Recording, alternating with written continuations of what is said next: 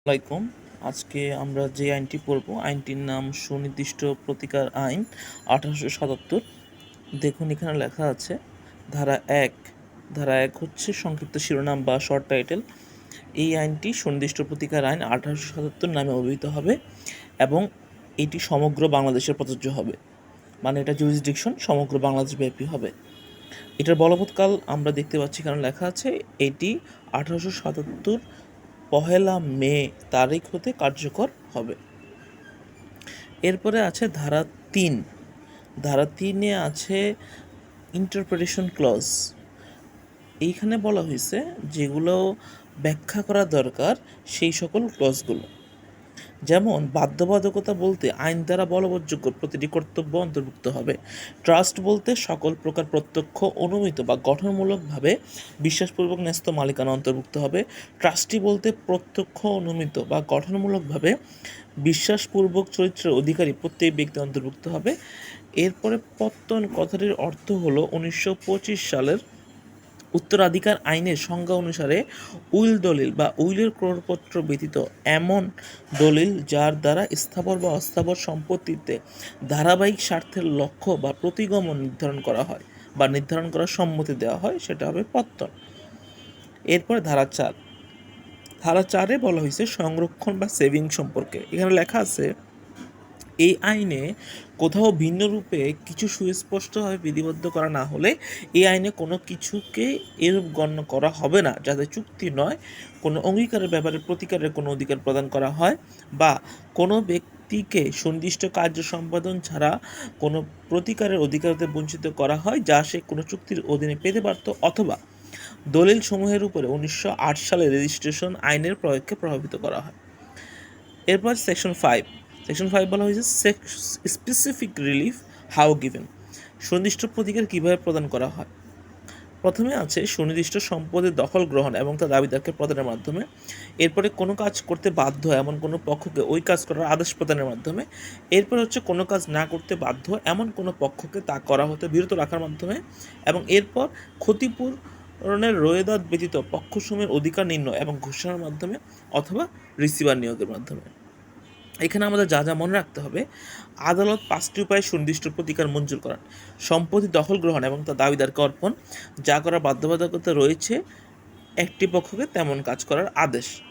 এবং এখন এরপর আমরা দেখব আরেকটি বিষয় হচ্ছে যা না করার বিষয়ে বাধ্যবাধকতা রয়েছে তেমন কাজ থেকে বিরত থাকার আদেশ এবং পক্ষসমূহের অধিকার নির্ধারণ এবং ঘোষণা এবং একজন রিসিভার বা তত্ত্বাবধায়ক নিয়োগ। এই যে এই পাঁচটি উপায়ে সুনির্দিষ্ট প্রতিকার মঞ্জুর করা হয়। এরপরে কিছু বিগত বছরের প্রশ্ন আসুন দেখে নিই। সুনির্দিষ্ট প্রতিকার কত উপায়ে দেওয়া হয়? নবম বিজিএস এর প্রশ্ন 5 উপায়ে। সুনির্দিষ্ট প্রতিকার আইনের 5 ধারায় কয়টি নিষেধাত্মক সুনির্দিষ্ট প্রতিকার প্রদান করার কথা বলা হয়েছে? একটি। কোন প্রতিকারটি সুনির্দিষ্ট প্রতিকার আইনের আওতায় পড়ে না? 2012 সালের প্রশ্ন। আর্থিক ক্ষতিপূরণ। স্পেসিফিক রিলিফ অ্যাক্ট 1877 এর 5 ধারা মোতাবেক মোট কয় প্রকারের সুনির্দিষ্ট প্রতিকার প্রদান করা যায়? এটা 2020 সালের প্রশ্ন। 5 ধরনের সুনির্দিষ্ট প্রতিকার দেওয়া যেতে পারে। কোন ক্ষেত্রে? রিসিভার নিয়োগের মাধ্যমে। ধারা 6-এ আছে নিরোধক প্রতিকার বা প্রিভেন্টিভ রিলিফ। 5 ধারার গ ধারার অধীন মঞ্জুরিকৃত সুনির্দিষ্ট প্রতিকারকে নিরোধক প্রতিকার বা প্রিভেন্টিভ রিলিফ বলা হয়।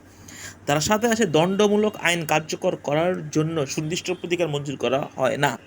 Relief not granted to enforce penal law. শুধুমাত্র দণ্ডমূলক আইন কার্যকর করার জন্য সুনির্দিষ্ট প্রতিকার মঞ্জুর করা হয় না। এখানে আমাদের মনে রাখতে হবে দণ্ডমূলক আইন কার্যকর করার ক্ষেত্রে সুনির্দিষ্ট প্রতিকার আইন প্রযোজ্য হবে না। সুনির্দিষ্ট প্রতিকার আইন দ্বারা ফৌজদারি প্রকৃতির কোনো সুবিধা গ্রহণ করা যায় না। ফৌজদারি মামলায় এই আইন দ্বারা নিষেধাজ্ঞা লাভ করা যায় না। এবার আমরা কিছু বিগত বছরের প্রশ্ন দেখে নিই। সুনির্দিষ্ট প্রতিকার মঞ্জুর করা যায় না 2015 সালে এসেছিল। সুনির্দিষ্ট প্রতিকার মঞ্জুর করা যায় না শুধুমাত্র দণ্ড সংক্রান্ত আইন বলবৎ করার জন্য। এরপর প্রশ্নটি প্রতিরোধমূলক প্রতিকার মঞ্জুর করা যেতে পারে নিষেধাজ্ঞা দ্বারা। এরপরে সেকশন 8। সেকশন 8-এ এসেছে recovery of specific immovable property. সুনির্দিষ্ট স্থাবর সম্পত্তির পুনরুদ্ধার। সুনির্দিষ্ট স্থাবর সম্পত্তির দখলের অধিকারী ব্যক্তি তা দেওয়ানি কার্যবিধি অনুসারে নির্ধারিত পন্থায় পুনরুদ্ধার করতে পারে। এখানে আমাদের কি মনে রাখতে হবে? এখানে আমাদের মনে রাখতে হবে বাদীকে সত্য প্রমাণ করতে হবে। বেদখল হওয়ার দিন থেকে পরবর্তী 12 বছরের মধ্যে মোকদ্দমা করতে হবে তামাদি আইনের 144 অনুচ্ছেদ অনুসারে। সরকার বাদী হলে 60 বছরের মধ্যে মোকদ্দমা দায়ের করতে পারবে। অনুচ্ছেদ 149, সরকার বিরুদ্ধে মোকদ্দমা দায়ের করা যাবে। প্রদত্ত আদেশের বিরুদ্ধে সংক্ষুব্ধ পক্ষ আপিল করতে পারবে। মূল্যের আনুপাতিক বা অ্যাডভালুয়েশন কোর্ট ফি দিতে হবে। দেওয়ানি কার্যবিধিতে বর্ণিত পন্থা দখল উদ্ধার করতে হয় এবং এটি আদালতের বিবেচনাধীন ক্ষমতা নয়। আমরা আসুন কিছু বিগত বছরের প্রশ্ন দেখে নিই। A person entitled to the possession of a specific immovable property may recover it in the manner prescribed by, এটা এসেছে 11তম বিজিএসে, manner prescribed by the Code of Civil Procedure 1908। এরপরে সরকার কর্তৃক কোনো ব্যক্তি জমি হতে বেদখল হলে সে মামলা করতে পারে সত্য ঘোষণা ও দখল উদ্ধারের। জমি থেকে বেদখল হওয়ার পর কতদিনের মধ্যে সত্য দখল পুনরুদ্ধারের মামলা দায়ের করতে হবে? 12 বছর। স্থাবর সম্পত্তি হতে দখলদারের সত্য অস্বীকারপূর্বক বেদখল হলে মামলা দায়েরের ক্ষেত্রে তামাদি আইনের সময়সীমা হবে 12 বছর। এবার আছে সেকশন 9। সেকশন 9-এ বলা হয়েছে স্থাবর সম্পত্তি দখলচ্যুত ব্যক্তি কর্তৃক মোকদ্দমা। যদি কোনো ব্যক্তি তার অসম্মতিতে যথাযথ আইনগত পন্থা ছাড়া স্থাবর সম্পত্তি হতে বেদখল হয়, তাহলে সে অথবা তার মাধ্যমে দাবিদার কোনো ব্যক্তি মোকদ্দমার মাধ্যমে তার দখল পুনরুদ্ধার করতে পারে, যদিও এরূপ মোকদ্দমায় অপর কোনো সত্য খাড়া করা হতে পারে। এই ধারার কোনো কিছুই এরূপ সম্পত্তিতে নিজের সত্য প্রতিষ্ঠা এবং তার দখল পুনরুদ্ধার করার জন্য কোনো ব্যক্তিকে মোকদ্দমা দায়ের করতে বাধা হবে না। এই ধারা অনুসারে সরকারের বিরুদ্ধে মোকদ্দমা দায়ের করা যাবে না। এই ধারা অনুসারে দায়েরকৃত মোকদ্দমার প্রদত্ত কোনো ডিক্রি বা আদেশের বিরুদ্ধে কোনো আপিল করা যাবে না, অথবা এরূপ কোনো আদেশ বা ডিক্রি পুনর্বিবেচনার রিভিউ কোনো অনুমতি প্রদান করা হবে না। এখানে আমাদের যা মনে রাখতে হবে, বাদীকে প্রমাণ করতে হবে তার অসম্মতিতে এবং যথাযথ আইনগত পন্থা ব্যতীত দখলচ্যুত করা হয়েছে। দখলচ্যুত ব্যক্তি বা তার মাধ্যমে দাবিদার কোনো ব্যক্তি মোকদ্দমা করতে পারে। বেদখল হওয়ার দিন থেকে পরবর্তী 6 মাসের মধ্যে মোকদ্দমা দায়ের করতে হবে। সরকার কর্তৃক বেদখল হলে মোকদ্দমা দায়ের করা যাবে না। সংক্ষুব্ধ পক্ষ শুধু রিভিশন করতে পারবে। এই ধারায় শুধু দখল পুনরুদ্ধারের জন্য মোকদ্দমা দায়ের করা যায়। এবার আসি 8 ও 9 ধারার পার্থক্য। সত্য ঘোষণাপূর্বক খাস দখল বা উচ্ছেদের মামলা ধারা 8, শুধুমাত্র দখল পুনরুদ্ধারের মোকদ্দমা ধারা 9। সত্য বা মালিকানা প্রমাণ করতে হয় ধারা 8, শুধুমাত্র দখল প্রমাণ করতে হয় ধারা 9। মোকদ্দমা আমাদের মেয়াদ 12 বছর ধারা 8। মোকদ্দমা আমাদের মেয়াদ 6 মাস ধারা 9। সরকারের বিরুদ্ধে মোকদ্দমা করা যায় ধারা 8, সরকারের বিরুদ্ধে মোকদ্দমা করা যায় না ধারা 9। আপিল ও রিভিউ করা যায় ধারা 8, শুধু রিভিশন করা যাবে ধারা 9। ধারা 8-এ আছে কোর্ট ফি মূল্যানুপাতিক অ্যাড ভ্যালোরাম, আর ধারা 9-এ কোর্ট ফি মূল্যানুপাতিকের অর্ধেক, অ্যাড ভ্যালোরামের অর্ধেক।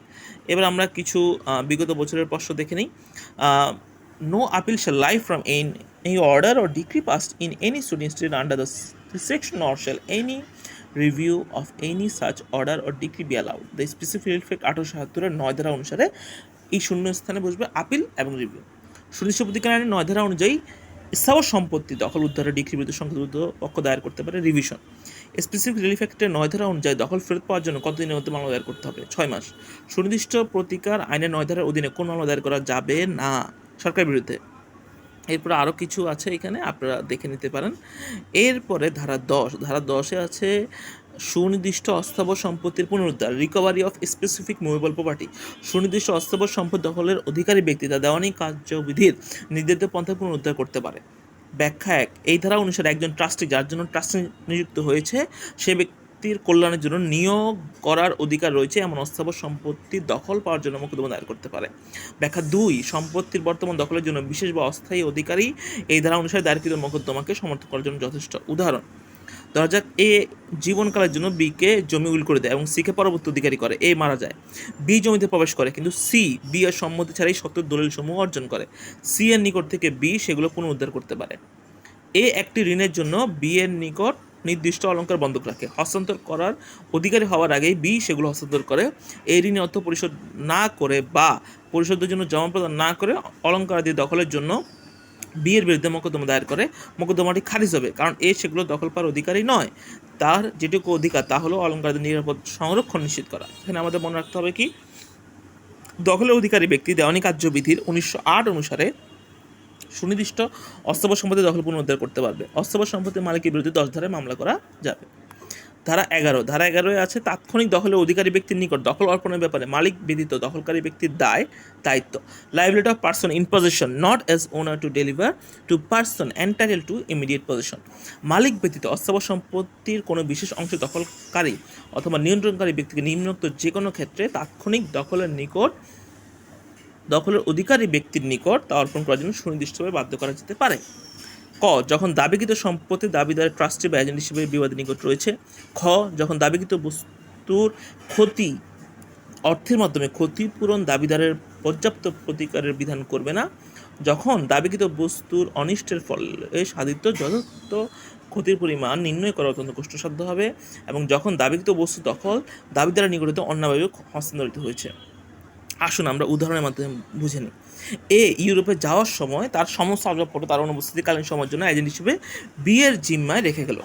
বি এ দেওয়া ক্ষমতা ছাড়াই আসবাবপত্রগুলো সি এর নিকট বন্ধক রাখলো, এবং সি বি এর আসবাবপত্রগুলো বন্ধক দেওয়ার ক্ষমতা নেই তা জেনেও সেগুলো বিক্রয়ের জন্য বিজ্ঞাপন প্রদান করলো। সিকে এ এর নিকট ওই আসবাবপত্র অর্পণ করতে বাধ্য করা যেতে পারে, কারণ সে এ ট্রাস্টি হিসেবে তা রেখেছে।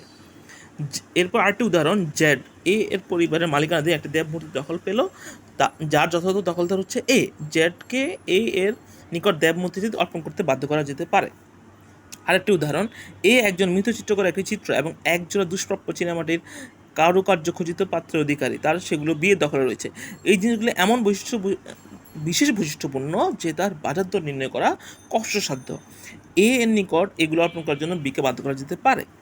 11 ধারার প্রতিকার হচ্ছে মালিক ব্যতীত অন্য ব্যক্তি দখল থেকে দখল লাভের অধিকারী ব্যক্তির নিকট উক্ত অস্থাবর সম্পত্তি প্রদান করার জন্য বাধ্য করা যেতে পারে। এই ধারায় উল্লেখিত 4টি ক্ষেত্রে বাদীকে অস্থাবর সম্পত্তি অর্পণে আদেশ দিতে পারে। এরপর অস্থাবর সম্পত্তি দখল পুনরুদ্ধারের জন্য তামাদি আইনের অনুচ্ছেদ 48, 48 ক, 48 খ, 49 অধীন 3 বছরের মধ্যে মামলা দায়ের করতে হবে।